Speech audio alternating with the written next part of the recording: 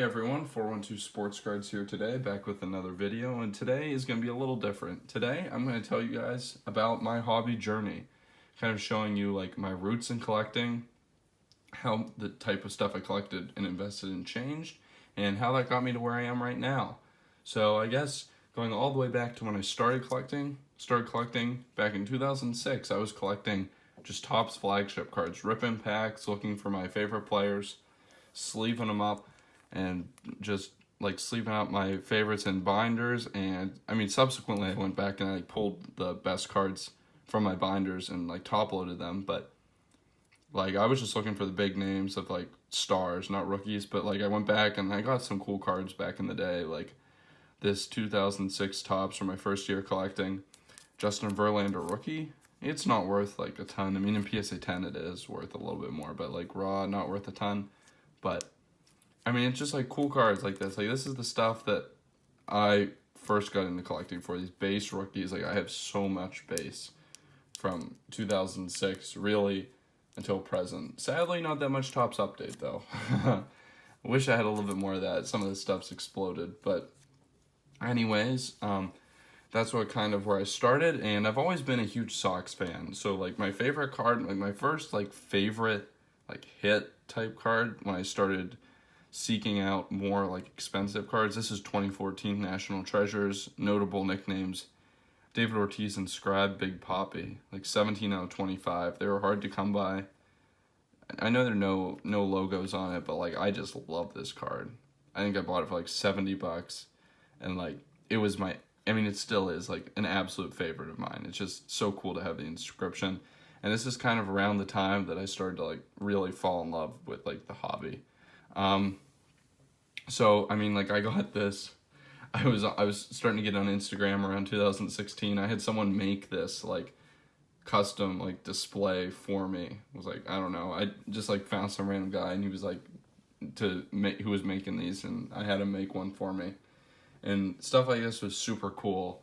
And at the time when I first started to get into the hobby like that, I was kind of into like National Treasures, like RPAs, and like triple threads. Like 2011 triple threads was like my jam.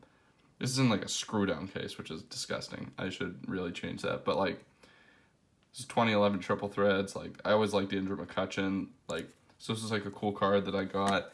And then like I was into like these vintage relics too from 2011 triple threads. I had a Duke Snider, but like this Joe DiMaggio was pretty sick. Like numbered out 36. It's just a cool looking card, and you can see like that pinstripe right there. Like I just love this card, and this was like this and that David Ortiz were like my favorite cards for a long time.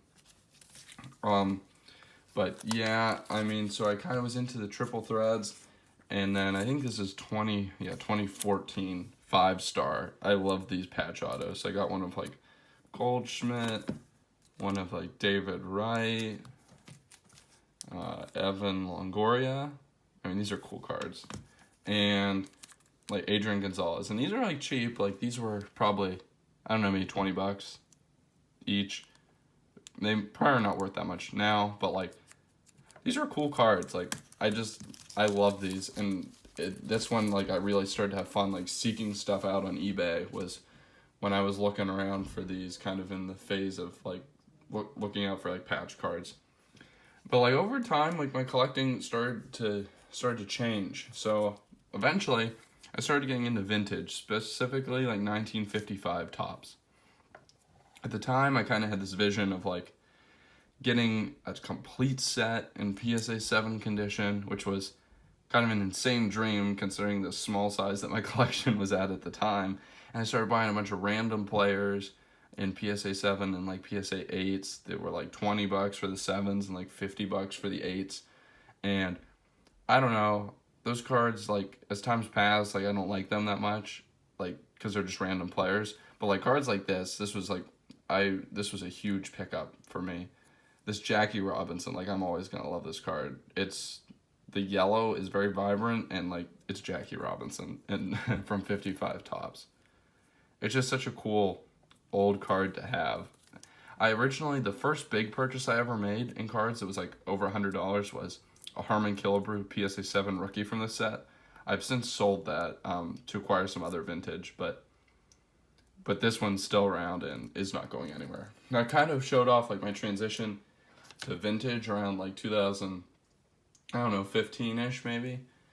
And after that, I kind of had a return to my roots, to like essentially base rookies. I bought this, I'm not exactly sure when, I forget, but I mean, this was like $100 at the time, which sounds insane. I mean, this card's $1,000 now, but these were $100 at the time when I bought them. I only bought one, unfortunately. Could have had a PSA 10 for like 140, which is, I really wish I'd spent the extra $40, but I mean, I watched this card start creeping up. I never wanted to sell it. I mean, it was Mike Trout. It was cool. It was like started going up $400, $500, $600, and started watching the prices increase, and I was like, wow. And it really caused like a boom in just base, tops, rookies, which was like the bread and butter of what I always collected. And it was really cool to watch like flagship cards start to be worth something. And I started really getting into that, both from like a collecting and an investing standpoint. And that's a lot of where I am right now. Just enjoying being able to like go buy like Topps flagship hobby boxes and rip them and like keep the rookies and try to grade the rookies because they can be worth something like these.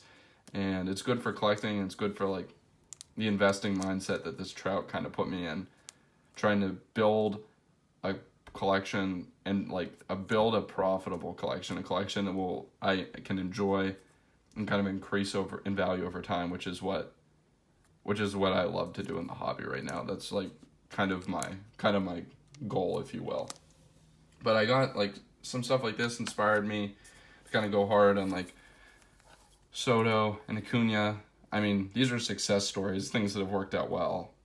I mean, obviously you could have cards that are total flops, like ones that just don't pan out.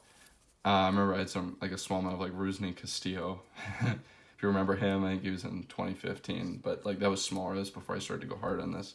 But like I was buying the Chrome updates of these for like $13, and I had two base PSA 10s that I bought for $28 each. Like, so I've done pretty well in some of this stuff, but honestly, it's about more than that to me. Like, I just really enjoy these cards. I really enjoy breaking boxes where you can pull cards like this that are just worth money. And eventually, like, this is around 2018. This is kind of what I've been doing in baseball ever since, but I transitioned into getting into some basketball too in 2018. I had never really known basketball very well, but I started to get into the sport in 2018, bought my first box, like a Prism Cello box that had 12 cello packs. Once again, stuff's gone up like crazy recently. Those were $100 a box, like for the 12 cello packs. I mean, that box is like a 400 plus box now, I'm pretty sure. But I pulled, and at the time it was a pretty big pull. Obviously there are a lot bigger pulls there's something in the top loader there. Ignore that black spot. It's not on the card. But I pulled this Jaren Jackson Jr. Silver Prism, which was, I mean, it was the 4th pick in the draft. So, I mean, it was a big pull, and I kind of adopted the Grizzlies as my favorite team and started collecting him. And it kind of got me into, like, silver and, like, base rookie collecting in the NBA. So that's kind of where I'm at, like, right now. I love investing and collecting rookies and rookie parallel cards. You'll see a lot of that on my channel over time. That's kind of a lot of the way I invest, a lot of the way I collect. It's just what I enjoy. So you're not going to see like a lot of, I've kind of moved beyond a lot of the patches and like the NT RPAs and stuff like that. I just don't like them as much as I used to. I mean, I'll collect an autograph here and there, but I really just enjoy like prominent base cards and like parallels of them. Still love my vintage and my Red Sox, and you'll see some of those pop in my videos too from time to time. I got a really cool 54 Topps card that I want to show off sometime. But anyways, I hope you guys enjoyed this. Just kind of some insights into where I started out in the hobby and how I got to where I am right now, like where the kind of journey that I went through. And I hope that you guys will stay tuned for more videos, kind of share some of this hobby journey with me. And anyways, if you enjoyed, please like, comment, and subscribe, and I'm going to catch you next time. So yeah,